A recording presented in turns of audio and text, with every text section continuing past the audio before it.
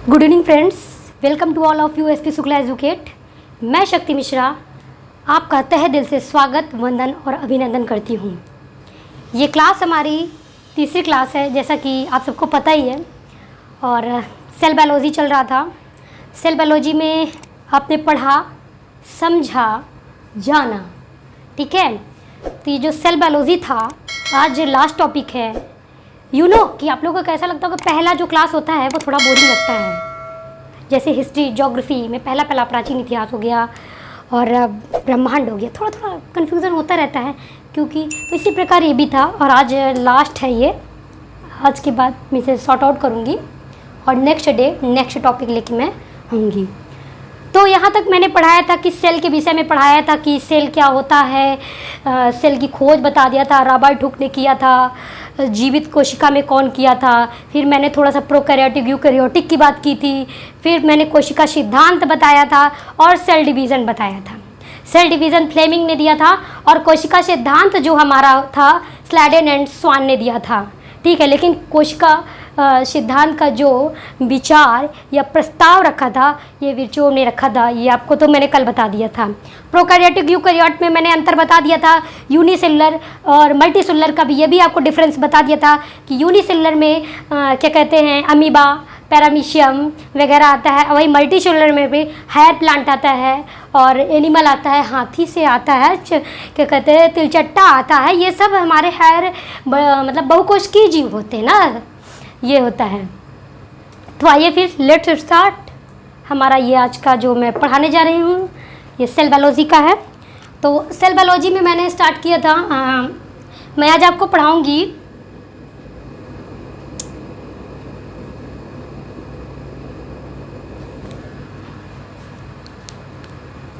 Protoplasm. क्या पढ़ाऊँगी? Protoplasm.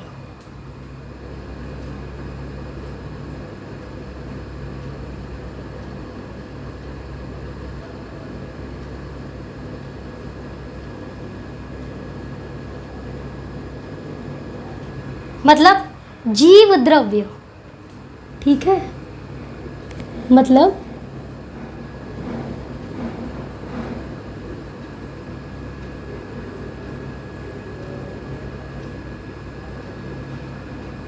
जीव द्रव्य। जीव द्रव्य क्या है? जीव द्रव्य एक ऐसी चीज़ है कि इसके बिना कोशिका अधूरी है।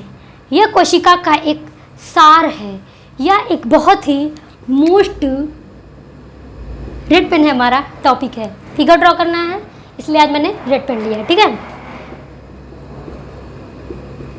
जीव द्रव्य जीवन का एक भौतिक सार है, ठीक है। ये कहा था हेक्सले ने। मैं भी और डिस्क्रिप्शन करके बताऊंगी कि सभी सजीव कोशिका में ये जीव द्रव्य प्रेजेंट होता है और निर्जीव कोशिका में जीव द्रव्य एब्सेंट होता है। जैसे सजीव कोशिका में जीव द्रव्य प्रेजेंट होता है, ये तो मैंने जैसे ह्यूमन बीइंग हो गया, ये सब सजीव कोशिका है। प्लांट हो गया और हायर एनिमल हो गए। लोअर एनिमल में जैसे आपका यूग्लिना अमीबा, सब में जीव द्रव्य पाया जाता है। लेकिन जिसमें जीव द्रव्य एब्सेंट होता है सजीव में, कुछ में ऐसा होता है, वो होती है डेड सेल में।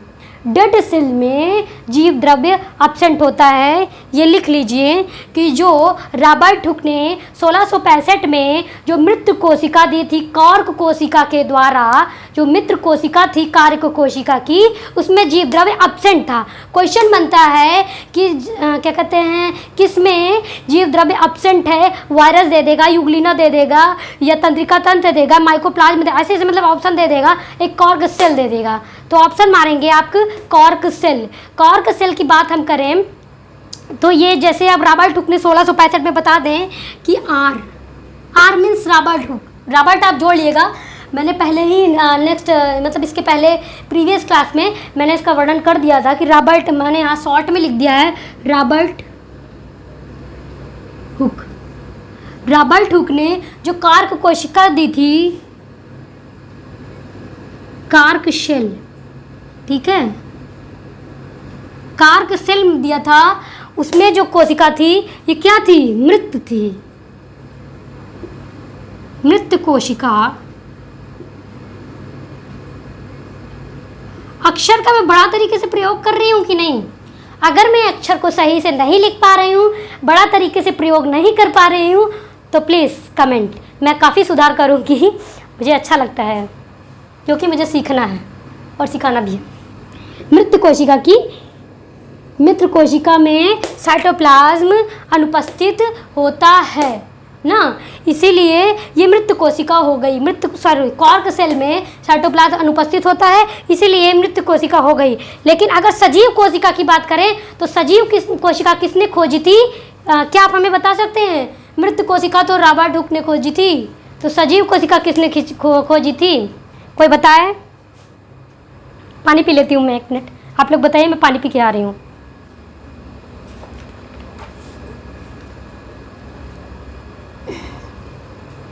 सजीव कोशिका की खोज किसने की थी? पानी वहाँ रखा हुआ है, चलिए जाने दीजिए।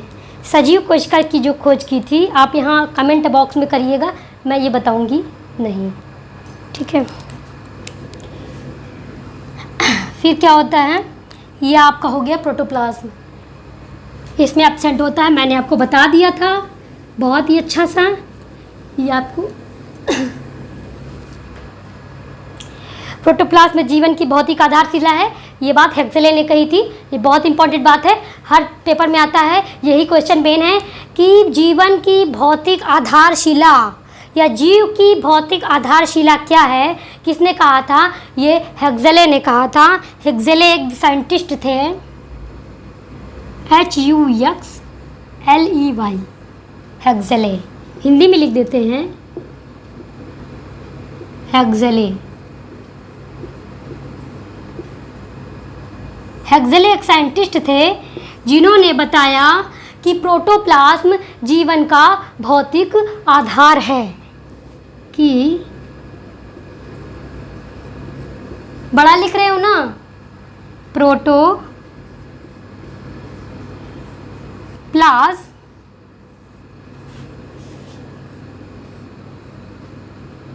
जीवन का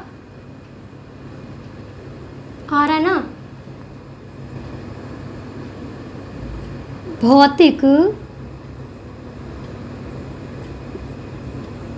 आधार है। कवर कर लिए ना, ठीक है।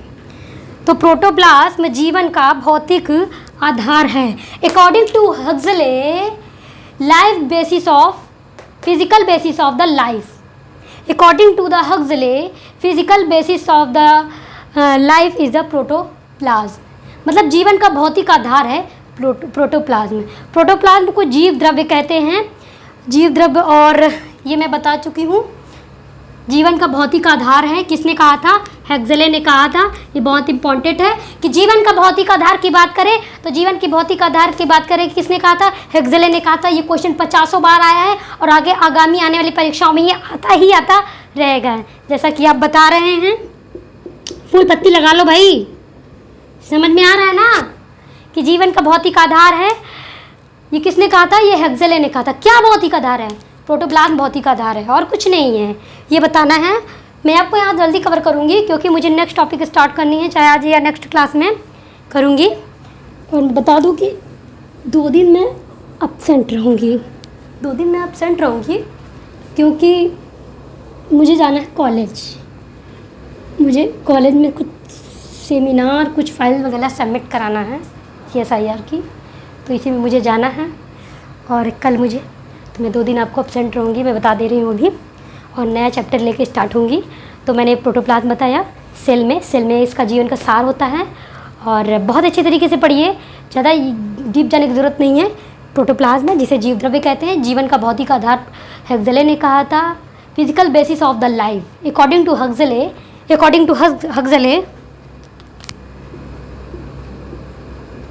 लिख देते हैं, नहीं तो कहोगे मैडम को इंग्लिश नहीं आती। अकॉर्डिंग टू द हेक्सेले के मतलब अनुसार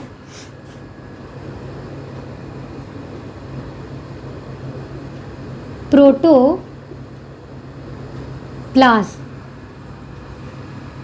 वहाँ हो जाएगा क्या?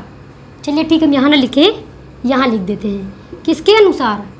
हक्सले के अनुसार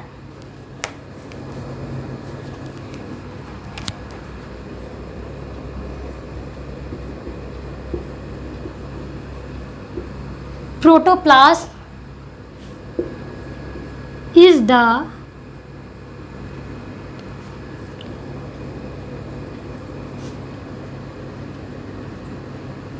physical basis of the life। ठीक है, कैसी बेसिस है? फिजिकल बेसिस है। ये तो आपको बता दें कैसी बेसिस है। कौन? प्रोटोप्लाज्म। कौन सी बेसिस है? फिजिकल बेसिस है। मतलब कि ये हमारे फिजिकल मतलब बाहरी को आधार प्रदान करता है। तो protoplasm physical basis of the life. अब थोड़ी बहुत बात प्रोटोप्लाज्म के विषय में जान जाते हैं। ठीक है, प्रोटोप्लाज्म और क्या है, क्या नाम दिया, क्या किसी ने नाम दिया, क्या किसी और ने नाम दिया, क्यों दिया, किसको पहले कहते हैं। तो प्रोटोप्लाज्म ये तो पहले बता दिए हैं कि जीव द्रव्य नाम है इसका। प्रोटोप्लाज्म को हिंदी में जीव द्रव्य किया था। Physical basis of the life Huxley ने कहा था। ये बहुत इंपॉर्टेंट है, हर एग्जाम में आता है, आपने देखा होगा और दिया भी होगा, टिक भी लगाया होगा। आपको पता भी होगा कि मैडम ये पढ़ा बता रही हैं। ये तो हमने पढ़ चुका भैया। कुछ चीज़ ऐसी होती है जो हमें बताना पढ़े हो रहते हो, स्टार्ट करने से पहले ऐसे बीच में थोड़ी कूद जाते हैं। आप सीढ़ी चढ़ते हो, सीढ़ी तो चढ़ते होगे ना, पहली सीढ़ी चढ़े दूसरी, थोड़ा नहीं कि ऐसे गए फट से पहली सीढ़ी छोड़ के दूसरी तीसरी चढ़ गए ना, तो समझ में नहीं आता है ना। सीढ़ी चढ़ने के लिए या तो आप पहली क्लास नहीं पढ़ो, बार बार क्या कहते हैं, जैसे आप कहीं जाते हो तो रोज़ सीढ़ी चढ़ दिया, आप पहली क्लास ना पढ़ो दूसरी क्लास में कूद जाओ, ये होता है ना। तो ये थोड़ा अंतर होता है, थोड़ा बोरिंग लगता है कि यार ऐसे होगा, अभी से मैडम इतना ये है वो है। तो आइए देखते हैं। ठीक है, प्रोटोप्लाज्म को डुजार्डिन नामक एक साइंटिस्ट थे। कौन थे? क्या नाम था? डुजार्डिन। मैंने एक क्वेश्चन आपको दिया हुआ है कि जीवित कोशिका की खोज किसने की थी, ये आप बताइएगा। हमने इसका भी आंसर बताया नहीं है, लास्ट में मैं आपको बता दूंगी। तो एक वैज्ञानिक थे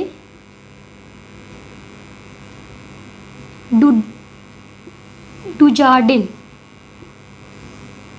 इन्होंने प्रोटोप्लाज्म शब्द का मतलब ये थे, ऐसे कर देते हैं, प्रोटोप्लाज्म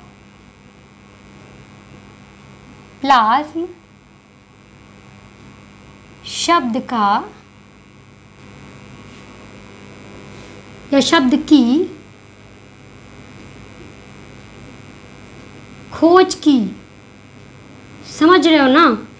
प्रोटोप्लाज्म शब्द की खोज किसने की थी?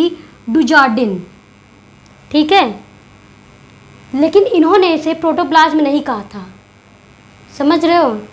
प्रोटोप्लाज्म शब्द की खोज या प्रोटोप्लाज्म की खोज, ऐसे कर दे, शब्द ना जोड़ के लिख दें प्रोटोप्लाज्म की खोज। शब्द तो आपको बाद में बता देंगे।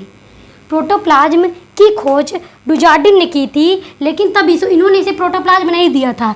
इन्होंने इसके जगह पे इसका नाम सारकोड बताया था। दिख रहा है ना? क्या बताया था? सारकोड। शब्द की बात हम नहीं आज चर्चा करेंगे, यहाँ सिर्फ बता दें कि जो प्रोटोप्लाज्म है इसकी खोज क्या कहते हैं डुजार्डिन ने की थी, लेकिन डुजार्डिन ने ये प्रोटोप्लाज्म दिया ही नहीं था। बस इन्होंने कहा कि एक दो चिपचिपा सा गाढ़ा था, इसको सारकोड कहा। तो फिर इसके बाद एक साइंटिस्ट है, यहाँ 2-3 कपड़ा रखा हुआ है। इसके बाद एक और साइंटिस्ट आए, पुरकिंजे, काफ़ी फेमस है, सुना होगा आपने। काफ़ी बायोलॉजी तो पढ़ते रहते होगे, लूसेंट से आपने पढ़ा होगा। लूसेंट से आप जब स्टार्ट करते हो बायोलॉजी, सबसे बड़ी तंत्रिका तंत्र, यही सब है कि मस्तिष्क का भार कितना होता है, महिलाओं के मस्तिष्क का वेट कितना होता है, ये है चेचक के टीके, ये वो टीके ना, यही सब पढ़ा होगा। तो उसमें पुरकिंजे का नाम रहता है। तो जो प्रोटोप्लाज्म है इसका जो नाम दिया था पुरकिंजे ने। पुरकिंजे एक साइंटिस्ट थे जिन्होंने प्रोटोप्लाज्म नाम दिया था, लेकिन सबसे पहले प्रोटोप्लाज्म का अगर पता लगाया था, खोज की थी, तो डुजार्डिन ने। किसने? डुजार्डिन ने। और हक्सले ने कहा कि protoplasm physical basis of the life, physical basis of the life. क्यों है protoplasm physical basis of the life? क्योंकि जो आर्थिक बनावट होती है सेल की वो डिपेंड करती है प्रोटोप्लाज्म की। किसी ने कल क्वेश्चन में कहा था कमेंट में कि मैम सेल क्या होता है?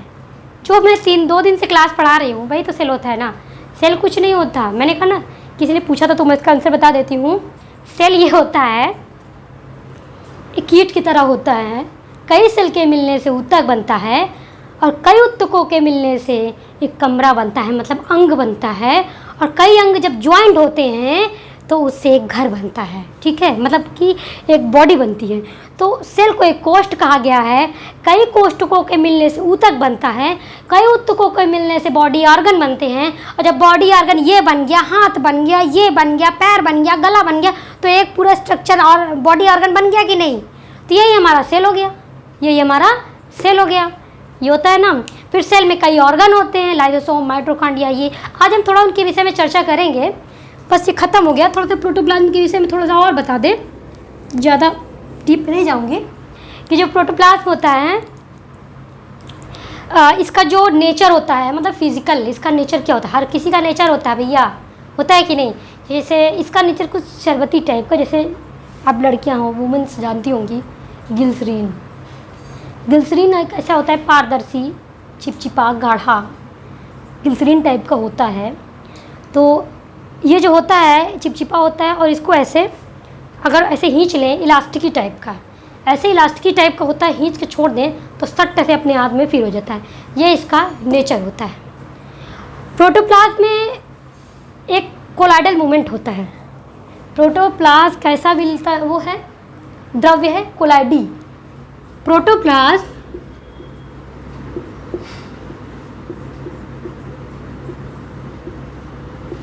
कोलाइडी द्रव्य या कोलाइडी विलेन कह सकते हैं। क्यों? अब देख लो कोलाइडी क्या होता है। कोलाइडी तो बहुत सुना होगा केमिस्ट्री में, कोलाइडी विलेन, कोलाइडी विलेन, कोलाइडी विलेन। तो कोलाइडी विलेन है क्या? आज वैसे गर्मी कम है, मौसम बहुत ही खुशनुमा है हमारे प्रयागराज में। जो देख रहा होगा आप बताइएगा कि यहाँ शहर में क्या मौसम होता है। इसलिए आज मुझे अच्छा भी लग रहा है पढ़ाने में। तो प्रोटोप्लाज्म का जो द्रव्य है वो कोलाइडी द्रव्य है। कोलाइडी मीन्स होता क्या है, हम यहाँ चर्चा कर रहे थे। कोलाइडी मीन्स ऐसा चीज़ है जैसे हमने चीनी लिया, पानी लिया, चीनी ज़्यादा पानी कम, जब उसका हमने सीरा बनाया, रसगुल्ले वाला सीरा नहीं बनाना है ना, उसे थोड़ा डार्क, जैसे हम किसी को जमाते हैं, जैसे एक पट्टी सुना होगा, बनाया भी होगा बहुत लोगों ने, हमने तो बनाया था। और एक बार ऐसे पट्टी बनाई थी कि भगवान जाने वो इतना ज़्यादा हार्ड हो गया था कि थाली से निकला ही नहीं। बचपन में 7th 8th की बात बता रहे हैं, शौक में मम्मी सो रही थी, बना लिया। फिर दोपहर में ये सब होता रहता है, सभी के साथ होता है। दोपहर मैंने बना लिया, मुझे थाली से निकलना आसान है, वो खा नहीं पाई मैं। निकले तभी तो खाऊंगी ना। फिर कूट के निकाला। तो यही हो गया। हाँ, बच्चे करके सीखते तब मुझे पता चला। मैं एक बात 2 बात अब मैं आपको और बताऊंगी, काफ़ी इंटरेस्टिंग, बच्चों में क्या क्या करता है। और मेरे साथ भी वही घटना हुई है। तो जो कोलाइडी विलेन होता है, इसमें चीनी ज़्यादा पानी कम में जो सीरा बनाते हैं, कहते हैं ऐसे छू तो एक तार, अगर ऐसे करने में 1 तार बनता है, 2 तार बनता है, 3 तार बनता है। तो 3 तार वाला जो सीरा होता है वो गाढ़ा होता है, ऐसा विलेन होता है। तो क्या कहते हैं, जो सीरा होता है इसमें का जो चीनी और मिक्सअप हो जाता है तो एक दूसरे के ना चीनी का कण दिखता है ना जल, मतलब कुछ पता ही नहीं चलता, अपने आप में पूर्ण रूप से घुल जाता है ना चीनी पता चलता है ना पानी पता चलता है, घुला रहता है। फिर अगर इसी कोलाइडी विलेन में बना देते हैं, ये आपका एक पात्र है, फ्लास्क है, ये फ्लास्क 2 है। फ्लास्क ही समझ लीजिए, ठीक है। ये चीनी पानी का, चीनी प्लस पानी, ये हमने कोलाइडी का मतलब समझा रहे हैं। चीनी प्लस पानी, ये ऐसे जब घुल जाता है एकदम डार्क रहता है, डार्क रहता है, ग्लिसरीन टाइप का, चिपचिपा सफ़ेद सा, ठीक है। और इसी में इसको हम फर्स्ट लिख देते हैं और इसको हम सेकंड। फिर यही विलेन रहता है, इसमें हम अंतर नहीं कर पाते कि चीनी कहाँ है। इसी में हम थोड़ा सा इन्वॉल्व कर देते हैं, थोड़ी सी मिट्टी, चुटकी भर, चम्मच भर, मतलब अकॉर्डिंग टू अगर एक गिलास है तो उसमें एक चुटकी, एक बाल्टी है तो एक चम्मच ना। सोडा जैसे आप डालते होगे, मिट्टी, SOIL, सॉइल। सॉइल अगर हम कुछ मिला देते हैं तो सॉइल जो होती है यहाँ पर सस्पेंडेड हो जाती है। सस्पेंडेड मतलब मिक्स हो जाती है, अंता साबी, अंत सोख लेती है, अंतरा स्ट्रोप कर लेती है, अंतर निस्पंदन कहते हैं हिंदी में। सस्पेंडेड हो जाती है, एक दूसरे में मिल जाती है। लेकिन अगर फिर भी हम बिना सूक्ष्मदर्शी के द्वारा इसे देखें, इन दोनों को सूक्ष्मदर्शी के देखें, विलयन वही है, लेकिन बस इसमें मैंने मिट्टी डाल दी और इसमें मैंने चीनी पानी, और इसी चीनी पानी में प्लस मिट्टी मैंने ऊपर से डाल दी, विलयन यही है। ये भी चीनी पानी ही है, चीनी प्लस पानी, मिट्टी डाल दी ऊपर से।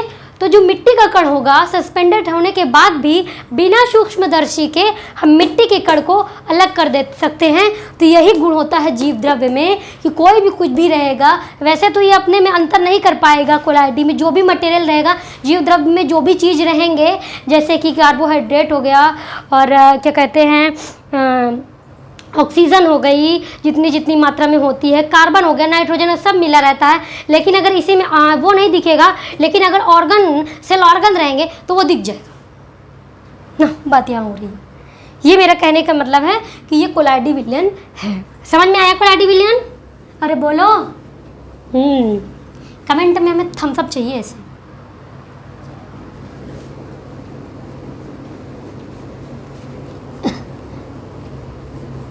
सेल पढ़ना हो इतना बहुत है। बेसिस आपकी थोड़ी वो हर जगह होती है, बेस थोड़ा होता है कि बेस से पढ़ने से आदमी बोर हो जाता है, लेकिन बेस भी पढ़ना होता है ना। एक बार स्टार्टिंग करने से पहले बेस से हम नहीं कूद पढ़ेंगे तो यार हमें खुद ही असमंजस में रहेंगे कि यार हम कैसे पढ़ा रहे हैं, बेस से कूद जा रहे हैं, ये है वो है। नेक्स्ट क्लास हमारी आपकी बहुत इंटरेस्टिंग मैं रखूँगी, जो ज़्यादा एग्ज़ाम में कूदेगा, मैं मतलब ज़्यादा क्वेश्चन उसमें से कूद के आते हैं, मैं वही रखूँगी। समझ रहे हो? कल मैंने माइक नहीं लगाया था ना, किसी ने याद भी नहीं दिलाया। मैं सोच रही हूँ अपनी क्लास का समय थोड़ा चेंज करने को। ठीक है मैडम का पढ़ाया वो कुछ समझ में आ रहा है कि नहीं आ रहा है? कमेंट करिए भैया। इसको हम फुल पत्ती डिनोट करते हैं, जो मुझे इंपॉर्टेंट लगता है तो मैं कहती हूँ उसमें फुल पत्ती लगा लो, क्योंकि हम यहाँ स्टार लगाते थे, हैशटैग लगा लेते थे, टिकटॉक वीडियो में ये सब बनाते थे, हैशटैग ये हैशटैग वो, तो वैसे भी ये भी हैशटैग कर लो। जीव द्रव्य की बात करें तो इसमें ऑक्सीजन जो होता है, कोई भी चीज़ होता है मिलकर बना होता है ना, हाइड्रोजन, ऑक्सीजन, कार्बन, ये सब ऐसे एलिमेंट हैं, ऐसे मूल एलिमेंट हैं कि हर जगह बिना उसके आपको कुछ होगा ही नहीं ना। कुछ ऐसे एलिमेंट हैं जो आपको हमेशा हर जगह उसके बिना अधूरा रहता है। मतलब कोई भी कोलाइडी विलयन हुआ, ये हुआ, माइक कता रहे नीचे तो इसमें जो इसमें ऑक्सीजन होता है, ऑक्सीजन को हम O2 से डिनोट करते हैं 62%। ठीक है, ऑक्सीजन हमारा 62% रहेगा और कार्बन हमारा 20%, नाइट्रोजन हमारा 7%,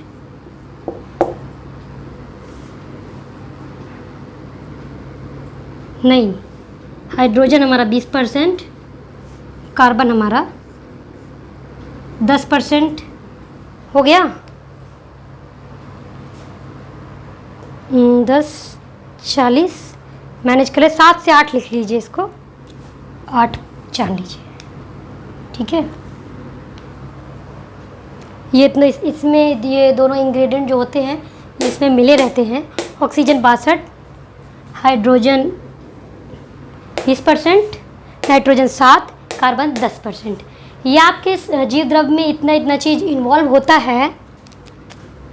परसेंट कभी पूछता तो नहीं है, लेकिन मैं बता दूं, कार्बन का एक बार पूछा होता कि जीव द्रव्य में कार्बन की कितनी प्रतिशत होती है, तो 10% होती है।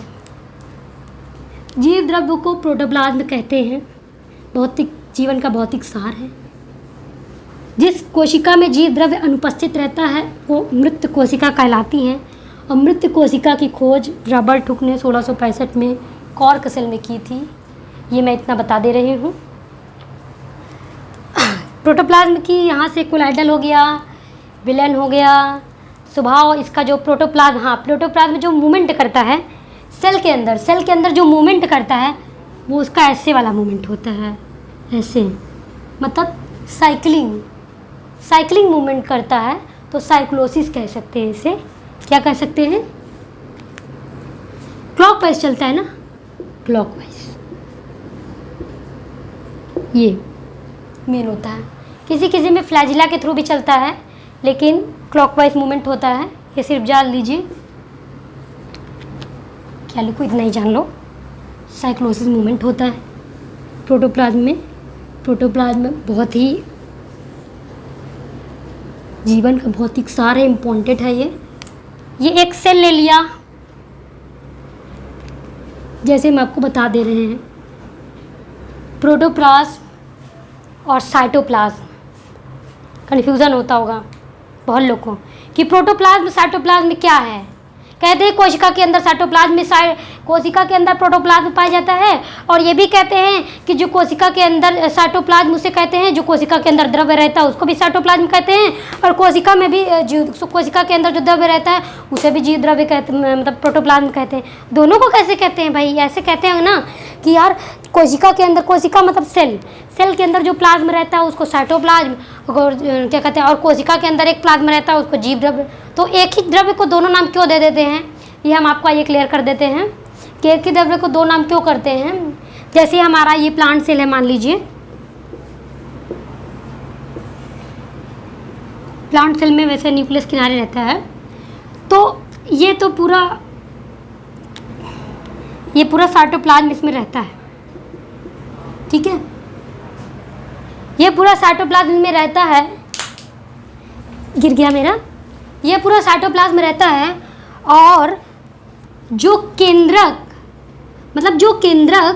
और कोशिका के बीच जो द्रव्य रहता है, केंद्रक और कोशिका के बीच जो द्रव्य रहता है इसे तो प्रोटोप्लाज्म कहते हैं, ठीक है। ये कोशिका बना लीजिए, सेल, ठीक है।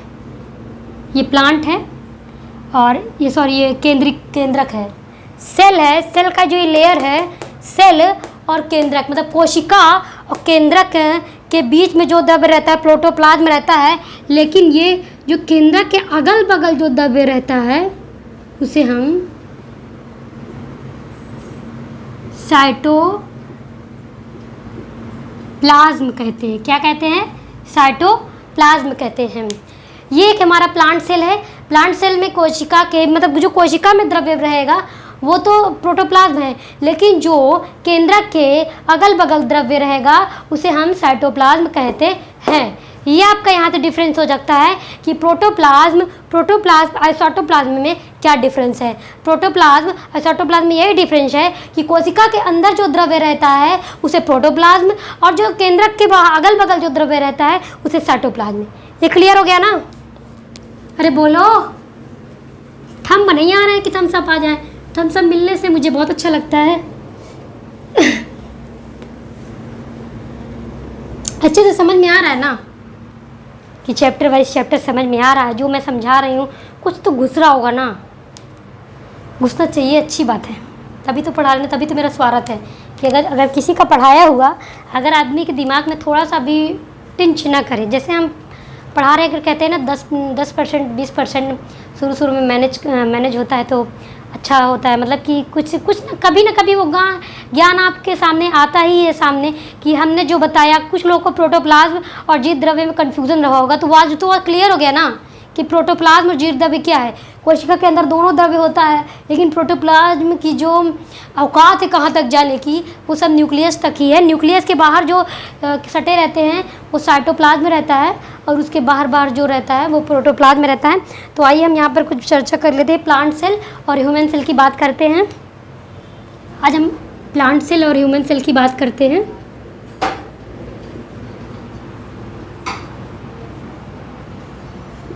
प्लांट सेल, ह्यूमन क्या कहेंगे? जंतु सेल कहेंगे। जंतु को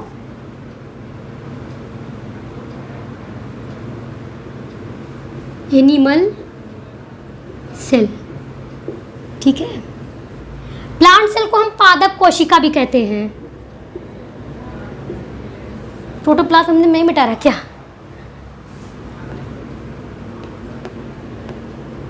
थोड़ा इसको ऊपर लिख देते हैं, नहीं तो हम फिगर ड्रॉ करेंगे तो दिक्कत हो जाएगी।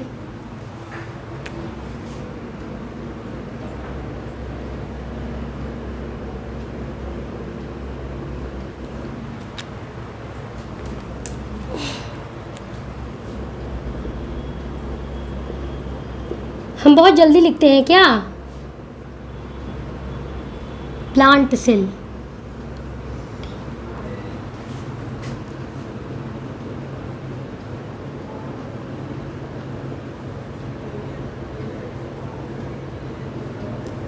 बहुत अच्छा चैप्टर था है ये, और ये इसी को हिंदी में कहते हैं पादप।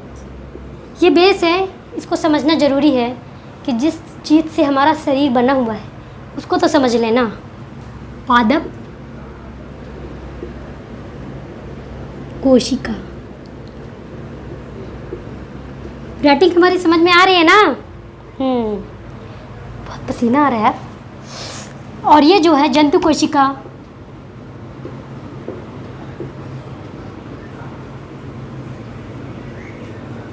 नेक्स्ट क्लास में आपको हम या तो इसी का क्वेश्चन लेके आएंगे और या तो फिर कोई अच्छा चैप्टर बढ़िया सा तोड़ू स्टार्ट करेंगे। Okay done. सपोर्ट है मुझे, मेरा आपका साथ चाहिए कि हाँ मैडम। जंतु कोशिका जो होती है, पिक्चर ड्रॉ करते हैं।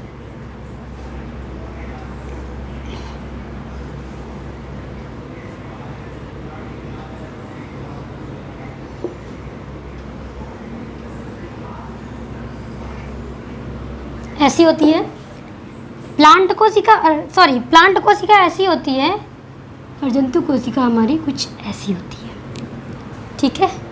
दिख रहा है ना? दिख रहा है ना? बोलो। प्लांट कोशिका हमारी इस तरह होती है और जंतु कोशिका हमारी इस तरह होती है, ठीक है।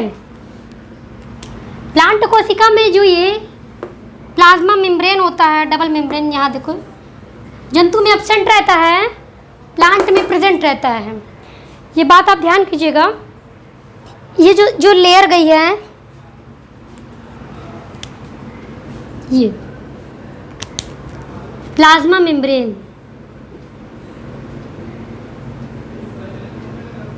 प्लाज्मा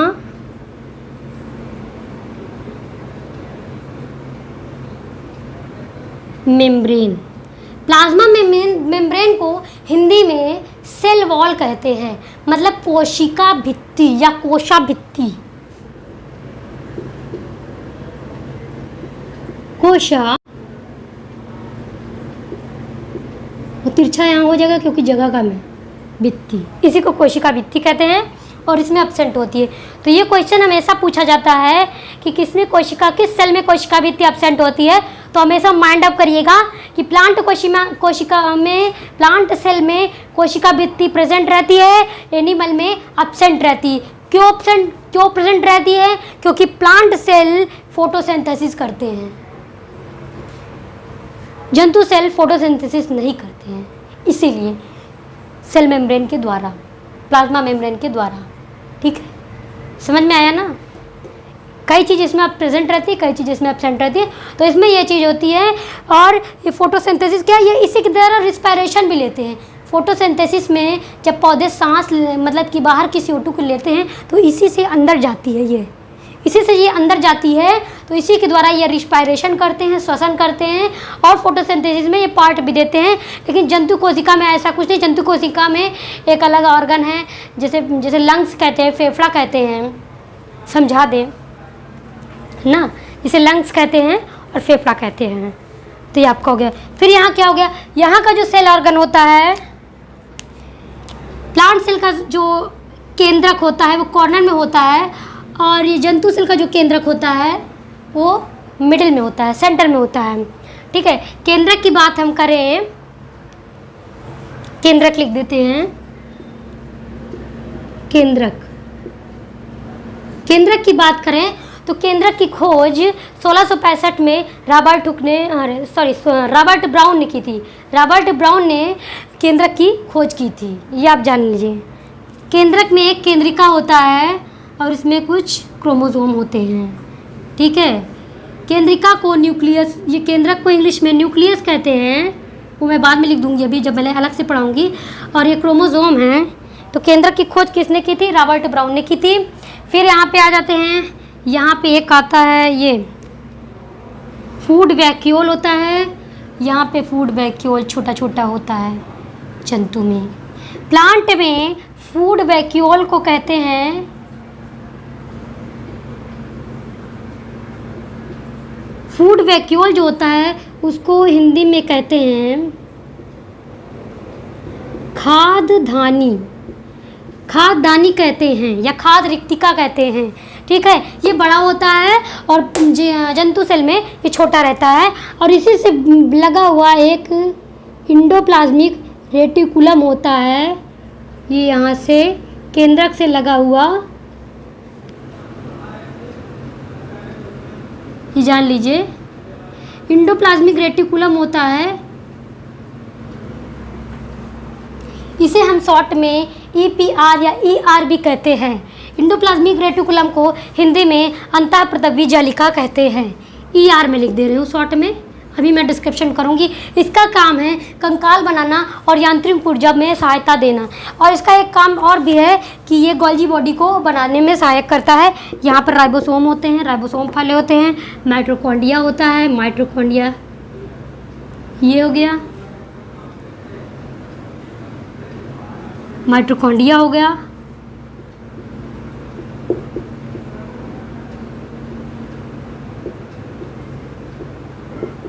माइटोकॉन्ड्रिया होगा, लाइसोसोम हो गया। हिंदी में लिख दें, लाइसोसोम को क्या करते हैं? लाइसोसोम हिंदी में लाइसोसोम को और क्या नाम करते हैं? आत्महत्या की थैली या प्राणदायिक थैली। फिर ये हो गया, ये गोल्जी बॉडी हो गया, ठीक है। ये प्लास्टिड हो गया, गोल्जी बॉडी इसमें भी प्रेजेंट पाई जाती हैं, प्लास्टिड इसमें एब्सेंट हो जाती है क्योंकि फोटोसिंथेसिस में ये भाग नहीं लेता। हमारे ये जो प्लांट होते हैं वो कलर चेंज करते रहते हैं, लेकिन हमारा जो शरीर होता है वो कलर थोड़ी चेंज करता है, वो जैसा करता है सही। भले हम बाहरी प्रोडक्ट लगा के साबुन, शैम्पू, क्रीम लगा के हमारा काम बनता रहता है, लेकिन यहाँ से डिस्क्रिप्शन में अंतर हो जाता है। बस ये हो गया, ये आपका प्लांट सेल हो गया। फिर यहाँ पर प्रोटोप्लाज्म फैला होता है, ये कोशिका के नियर में साइटोप्लाज्म फैला होता है, बस ठीक है। कोशिका के नियर में साइटोप्लाज्म फैला होता है, ये आपको बता दिए हैं। अब आइए, समय, आज मुझे कहीं जाना भी है, बैंक जाना था, फिर भी